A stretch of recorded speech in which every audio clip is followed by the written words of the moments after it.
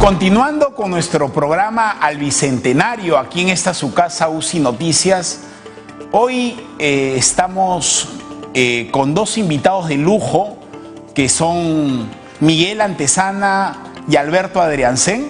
Yo realmente les agradezco a ustedes por estar presente en este programa al Bicentenario. Miguel, buenas noches. Muy buenas noches, Alberto. Buenas noches. Buenas noches, gracias por la invitación. La crispación del Poder Ejecutivo y del Poder Legislativo es una realidad. Por más que el presidente se haya reunido con las bancadas y aparentemente ha conversado y han buscado puntos de reflexión, me da la impresión de que nos vamos a una cuestión de confianza, Alberto. Bueno, ¿Nos vamos a un adelanto de elecciones? Creo que es la única salida para todos, ¿no? No, aunque el presidente del Congreso ha dicho que ni vacancia ni adelanto, pero creo que si el presidente quiere perdurar un poco más, tiene que producir una fractura, digamos, ¿no? En el sentido de la cuestión de Estado, de la cuestión de confianza, porque mi hipótesis es que el tiempo lo está derrotando él. Mientras más tiempo pase... A él, ¿no? Entonces, las encuestas está bajando el presidente, ¿no es cierto? Y bueno, acabo de leer la nómina de los candidatos al Tribunal Constitucional. Algunos me generan escalofríos, pero en fin. Y creo que mientras más tiempo pase, va a ser peor para él. Entonces, él es la clave de la solución a la crisis. ¿Tú, Miguel, tienes la misma posición frente a una posición como lo tiene Alberto Adriancén? Yo creo que sí, yo coincido en el tema de que el tiempo está jugándole en contra y el Congreso lo sabe perfectamente, la mayoría opositora lo sabe. Se está jugando a dilatar lo máximo posible el proceso, porque en la medida que tú dilatas esta discusión del adelanto de elecciones, que vaya al Pleno y que en la posibilidad de que sea aprobado, esto va a cortar los tiempos para un proceso eleccionario. Es más, en la medida que cada vez el tiempo sea más corto, para el ciudadano común y corriente va a ser más absurdo el adelanto de las elecciones. Vamos a suponer que se trate este adelanto de elecciones para el próximo mes de octubre, siendo optimistas. Eso no quiere decir que inmediatamente se va a convocar elecciones. Esto va a pasar por un proceso que tienen que cumplir los organismos electorales, y esto también pasa por el proceso de saber qué partidos postularían a este proceso de elecciones generales, cuáles serían los candidatos, cómo se elegirían los candidatos. O sea, es una serie de elementos que de aquí a abril, fíjate que los tiempos no dan con lógica. Es más, estaríamos jugando con las reglas electorales antiguas y no habría ninguna renovación. ¿Valdría la pena hacer todo este esfuerzo, todo ese gasto que se calcula en 700 millones de soles para adelantar solamente un año para un nuevo gobierno? Y eso, por supuesto, no implica que se va a acabar la crisis. Yo creo que también es un recurso que todavía está vigente, la posibilidad de plantear la cuestión de confianza. Sin embargo, cuando planteas la cuestión de confianza y en el supuesto que se la niegan y se disuelve el Congreso, no es que desaparezca el Congreso, queda la Comisión Permanente, y la Comisión Permanente está integrada por una mayoría fujimorista. O sea, vas a tener un Congreso en versión reducida, pero exactamente el mismo Congreso. ¿Y tú crees que alguien postularía para ser congresista para un año? Un año. Es un absurdo. Entonces, mientras más tiempo pase, mientras la oposición logre ese cometido de alargar más el tiempo, para el ciudadano yo creo que se va a hacer cada vez más absurdo este adelanto de elecciones. Yo creo que a la larga el proyecto va a ser archivado, no va a haber adelanto de elecciones. Yo creo que la jugada pudiera ser para negociar con el Congreso qué hacemos para estar en paz en estos 2 años de aquí al 2021. En algún momento mencioné que quizás pudiera ser, ¿qué tal si comenzamos a ver el tema de la inmunidad parlamentaria para estar tranquilos y dejamos las elecciones de lado? Solamente lleguemos al 2021 como estaba planteado. Pero eso va a depender precisamente también de la voluntad de ambas caras, del Congreso, pero también del Ejecutivo, y saber que a la larga no nos va a beneficiar el adelanto de elecciones en este momento. Pero también es verdad que la población... Sí, Alberto. Una precisión. Es un embrollo la cuestión de confianza, pero como él dice, no le dan la confianza, disuelve el Parlamento y convoca elecciones de un año, no tiene sentido. Mi hipótesis es que él tiene que renunciar. asumiría la segunda vicepresidenta. Fíjate, el año 2000 hubo un momento de tensión con Márquez y Paniagua. Porque ten en cuenta que el año 2000 renuncia a Tudela, ¿no es cierto? Sí.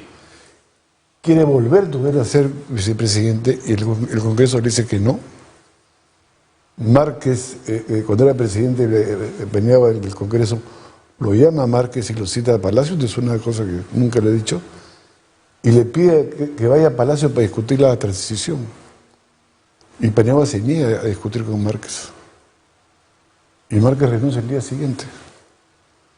Entonces, yo creo que estamos frente a una crisis política. Las salidas son políticas, no son constitucionales, más allá que cumplir las reglas.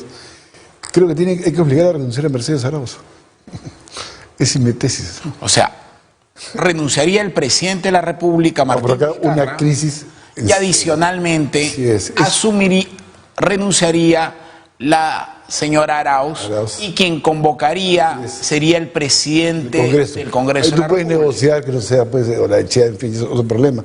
Pero me parece que si tú quieres efectivamente producir un adelanto de elecciones, tienes que provocar una crisis.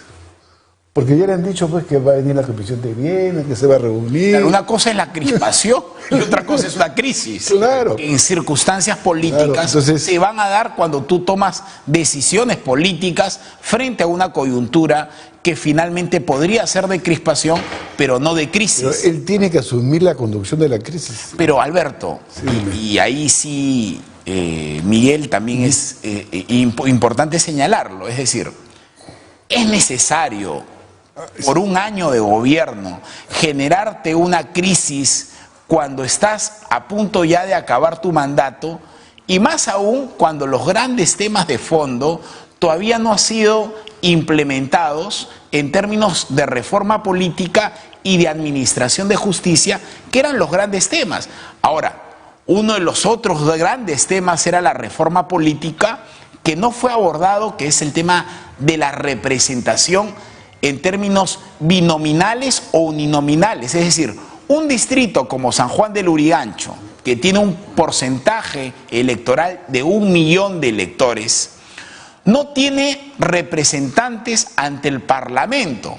Un distrito como San Martín de Porres, un distrito como Caraballo, un distrito como Comas, Villa María del Triunfo, son mucho más grandes que regiones que tienen representantes en el Parlamento.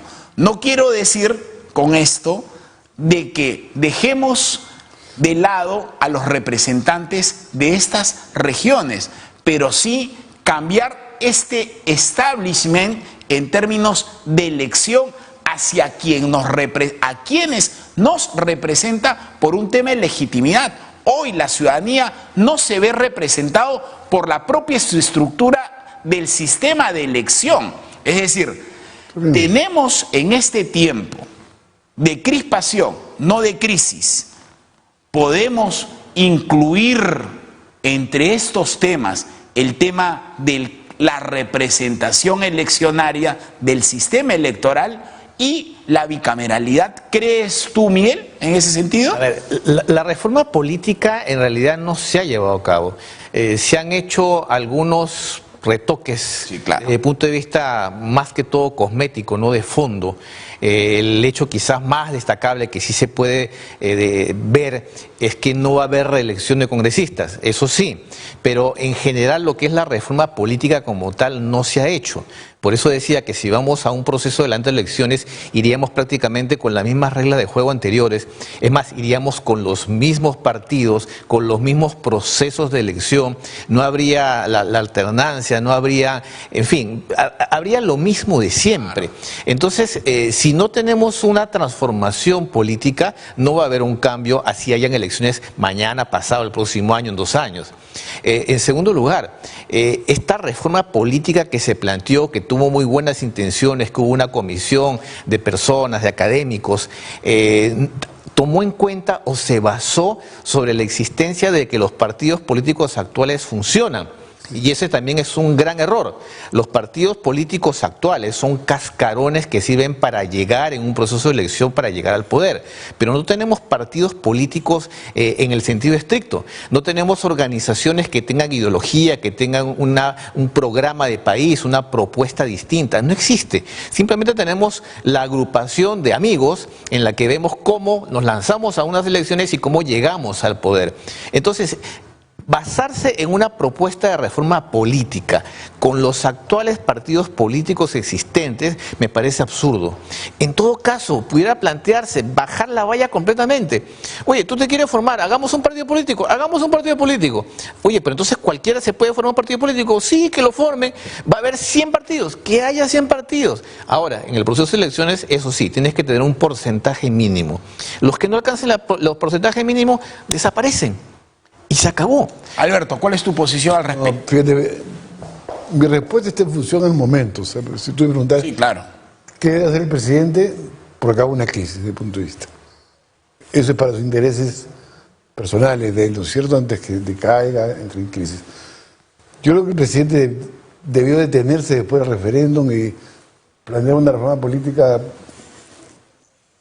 digamos, tranquilo, que no genere presiones, ni exigencias, ni tiempos, porque es una reforma política que, en mi opinión, nadie la había pensado. Porque finalmente la propuesta de toda esta, algunas cosas yo no comparto, como la elección en segunda vuelta del Congreso, qué sé yo, que me parecen francamente, y lo he dicho más públicamente, un disparate, son cambios de régimen político. Modificar la relación ejecutivo-legislativo es un asunto complejo, ¿no es cierto? Y por lo tanto eso toma tiempo, requiere otros consensos, otro ambiente, y no, como dices tú, un ambiente de crispación. Entonces, y por sacar una reforma política, en mi opinión, que efectivamente se ha ido achicando, porque de 11 ahora son 5, y no se tocan temas importantes como el que tú señalas, que la ejecución electoral, o por ejemplo, para mí profundizar el tema de las campañas electorales, o el papel de los medios. ¿En la cual? El papel de los medios de comunicación en las campañas electorales, que es fundamental. O las campañas mismas electorales. De Ecuador, el Estado le da a cada partido una cantidad de plata determinada. Mira, tenemos... Entonces, hay un punto, ya, pero esas cosas no se han tocado. Entonces se ha creado un escenario, desde mi punto de vista, en fin, el que tenemos. Mira, Miguel Alberto. Entonces yo Sí. reacciono a ese escenario. Sí. Más allá de que pueda decir, estuvo apurado la reforma política, creo que se debió. Termino con esto. Un caso parecido en el Ecuador en el año 2005, cuando cayó Gutiérrez. Lo sucedió Noboa, que era un presidente, vicepresidente en ese momento, fue presidente transitorio, y quiso hacer una reforma política. Yo estaba en ese momento en el Ecuador. Y cada vez que hacía algo, el Congreso le decía, te voy a vacar. Finalmente Noboa no hizo nada, que era lo más recomendable, se quedó tranquilo, terminó su periodo y entregó el siguiente, que fue Correa a la presidencia. Entonces, me parece que tú no puedes hacer una reforma si no tienes bancada, no tienes partido, no tienes correlación para impulsar una reforma. Por lo tanto, por eso yo creo, quien tiene la llave de la solución de la situación es el presidente, porque el presidente ha generado este escenario. O sea, es decir, desde tu tesis ha generado la crispación, pero debería construir la crisis a efectos de poder adelantar y no generar incertidumbre. Además, le conviene a todos, hasta el propio Keiko, que puede candidatear si quiere. Ahora, Keiko Fujimori. Hoy había un pronunciamiento de la sala que ha señalado de que la prisión preventiva de ella no va a ser 36 meses, sino 18. Y ya tiene varios meses 9. En la cárcel. Entiendo que son 9. Respecto a Keiko Fujimori y Fuerza Popular, ¿consideran ustedes que es una decisión proporcional, razonable, respecto a este pronunciamiento de la sala sobre su prisión preventiva, Alberto? Fíjate, yo creo que hay que preservar la libertad de las personas, ¿no? O sea, Estas prisiones preventivas de 36 meses me parece un exceso, ¿no? O sea, porque me pregunto qué más, 3 años para que te investiguen es mucho, ¿no? O sea, Claro. es casi una sentencia. Sí, totalmente de ¿no? acuerdo. Pero lo que yo me pregunto de todo esto es por qué no he empezado por los empresarios y si han empezado por los políticos. Ahora leo que Graña va a acusar a Humala de ser el corruptor y no los empresarios. Entonces es el mundo al revés, cuando en realidad acá hay núcleos empresariales que operan hace años, antes que Humala, y qué sé yo, que la construcción, y qué sé yo. Entonces, recuerda que tuve un artículo del año 99, por ahí, sobre este tema contra los constructores en la revista ¿Qué hacer?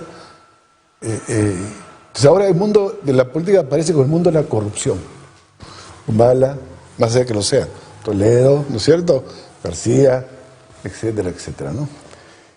Y yo creo que en ese sentido se debió empezar como en Brasil, tanto empresarios como políticos. Tú, Miguel.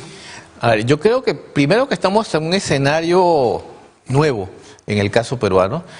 Hasta ahora estábamos acostumbrados a que los políticos simplemente llegaban, pasaban y no pasaba nada. Ahora estamos viendo políticos presos, políticos en prisión preventiva, políticos fuera del país pero en prisión, como el caso de Toledo, políticos en su casa presos. O sea, estamos viendo una variedad de cosas, un político suicidado. O sea, fíjate todo lo que estamos viendo en tan poco tiempo, en apenas 2 años. Por lo tanto, el que se le reduzca la prisión preventiva a Keiko Fujimori, de repente para la abogada no hace justicia, de repente se ajusta, se acerca un poco a justicia, porque ciertamente si hay una prisión preventiva y al final la persona no se le demuestra nada, no se la acusa, por supuesto que sería injusto. Sin embargo, yo creo que hay muchos elementos de juicio para la Fiscalía y eso va a tener que demostrar la Fiscalía para precisamente haber pedido esa prisión preventiva y finalmente acusar. Porque si no acusa, entonces esto también va a afectar negativamente a lo que es la labor de los fiscales en todo este tiempo. Sin embargo, fijémonos que también siguen apareciendo nuevos elementos. El que en esta semana se haya sabido que ahora hay una lista de una cantidad también de nuevos codinomes, la posibilidad de saber que también hay congresistas que han sido financiados desde hace mucho tiempo, no de ahora, desde hace mucho tiempo. También que se pueda conocer la posibilidad de que hay periodistas que también han sido pagados por Odebrecht. O sea, estamos sacando el hilo de la madeja y se están descubriendo muchas cosas. Entonces yo creo que hay que entender ese contexto y dentro de ese contexto puede que se cometan algunas injusticias, entre comillas, porque antes no hemos visto que haya sucedido esto. Sin embargo, en la medida que comenzamos a saber la verdad, a descubrir cómo se manejaban las cosas, a tener la certeza, porque antes sospechábamos, ahora tener la certeza de que el sistema político peruano era súper podrido, que no funcionaba verdaderamente, sino simplemente funcionaba por aceitadas de las empresas. Yo creo que también es positivo descubrirlo para desmontarlo. Yo comparto la opinión de que sí, los empresarios también deberían ir presos. La gente de Graña y Montero fácilmente ha dicho, ahora sí vamos a colaborar, ahora van a cantar, hasta ópera van a cantar y también mucha gente va a caer. Y también hay que ver el lado positivo. Quizás para algunos es injusto, deberían estar presos, pero en la medida que también nos enteremos a través de ellos todo, descubramos todo lo que está detrás, yo creo que eso es positivo para de alguna manera acomodar la estructura de la política, de instituciones, del empresariado, en general, la sociedad en general. Ahora, Yo creo que sean injustos o justos. Lo que yo digo es, ¿por qué no se ha empezado igual que Brasil?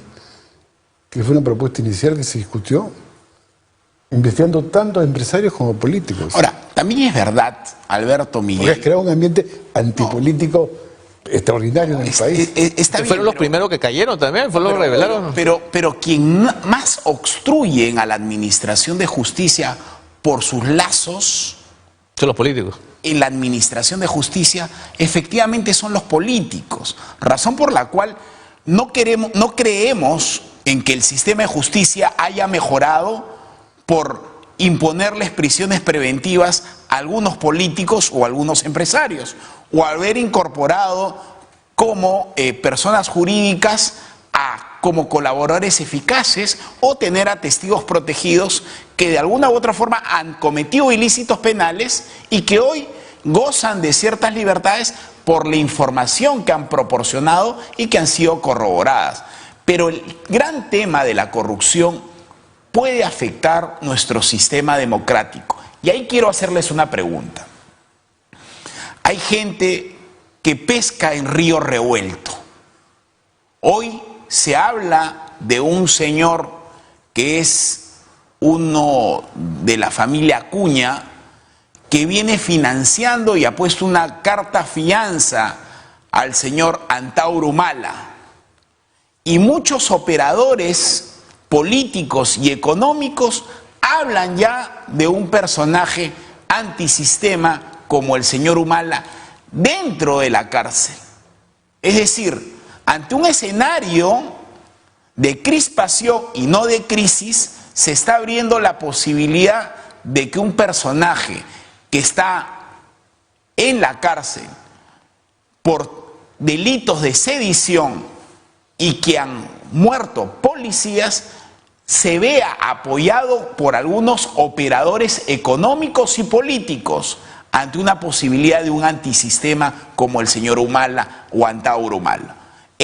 ¿Cuál es tu posición, Miguel, ante una circunstancia de que muchos operadores están construyendo una teoría del caos para direccionar el antisistema a través del señor Humala?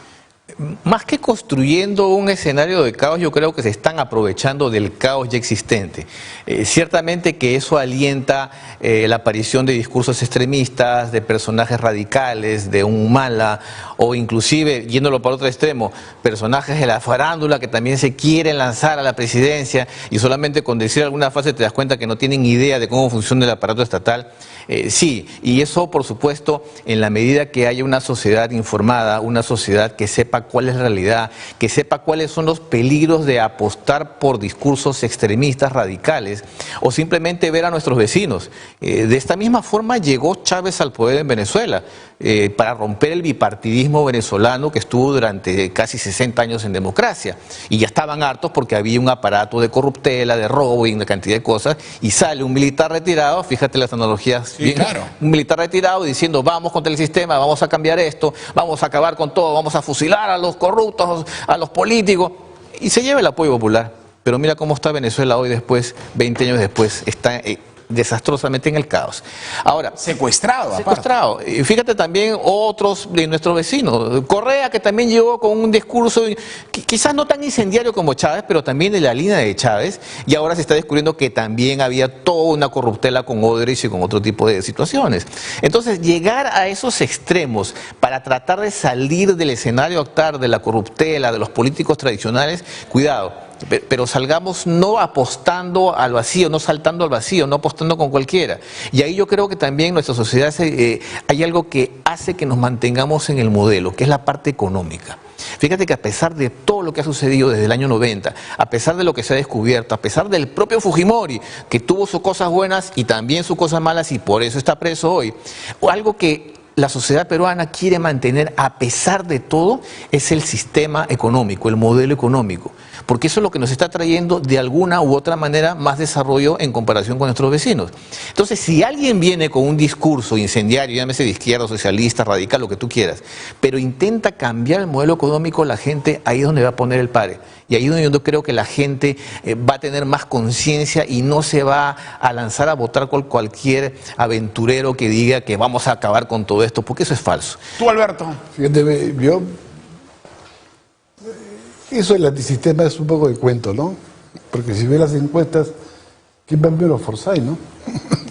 ¿Qué antisistema es Forsyth? Pero mira los porcentajes. Pero ya está bien, son bajos, pero digamos, no aparece Antauro, o sea, por más propaganda que... ¿Quién es el segundo? Guzmán. O sea, ¿cómo es posible que una persona como Guzmán, ¿no es cierto?, que habla poco encabece encuestas? Si la política es hablar. Lo que hay es un ambiente más que antisistema, antipolítico.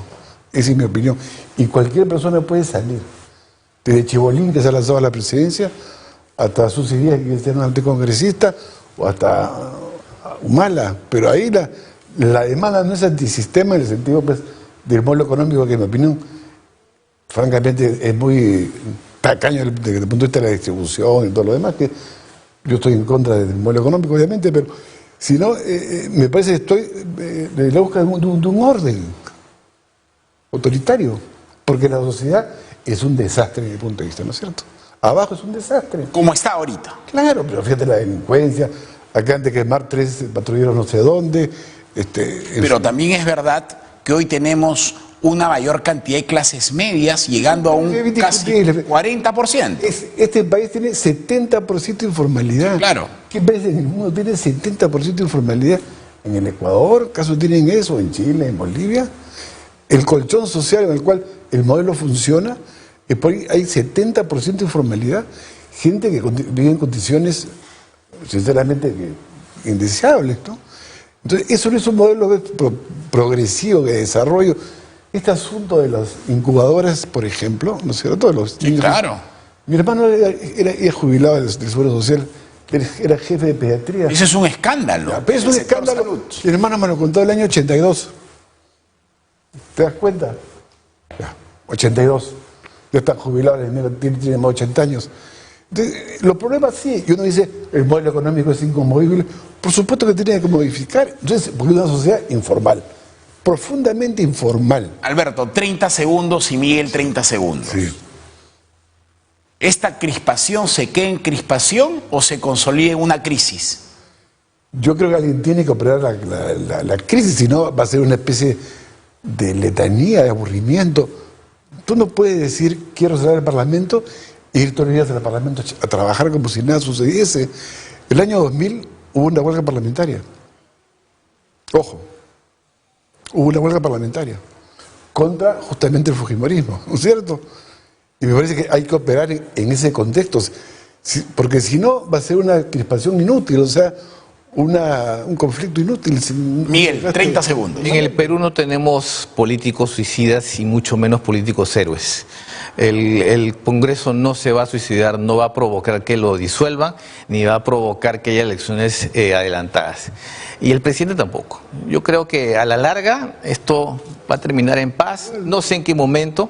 Yo creo que vamos a llegar al 2021, a nuestras elecciones de 2021 como está pautado. No creo que adelanto elecciones, porque ningún político, como te digo, es suicida. Y en el Perú, mucho menos. Pero ya se han suicidado los políticos con la no reelección. Suicidio a nivel político, no suicidio literal, que sí había. Se han suicidado con la no reelección. Toda una generación absurdamente aceptó la no reelección, que eran buenos políticos, jóvenes. O sea, sí se han suicidado. O sea, hay una anomalía, en mi opinión, en estos momentos de la política. ¿Pero de qué calidad de Congreso hablamos? ¿Este Congreso se iba a reelegir? Alguna gente puede ser religiosa. Sí, contado con los dedos de una mano, creo. Alguna gente es buena. O sea, yo puedo opinar, el Castillo es bueno, por más que no me guste. Igual Marisa Glave es buena, hay gente como Vino Costa es buena. O sea, me parece que hay gente que está surgiendo nuevas formas de política, pero se han suicidado con la no reelección. O sea, estamos en una situación anómala desde el punto de vista, en un escenario extraño. Me encantaría seguir conversando con Alberto Andreasen, sociólogo, ex parlamentario andino y asesor importante del sector de la izquierda aquí en el Perú, y Miguel Antezana, ciertamente economista y un gran analista político.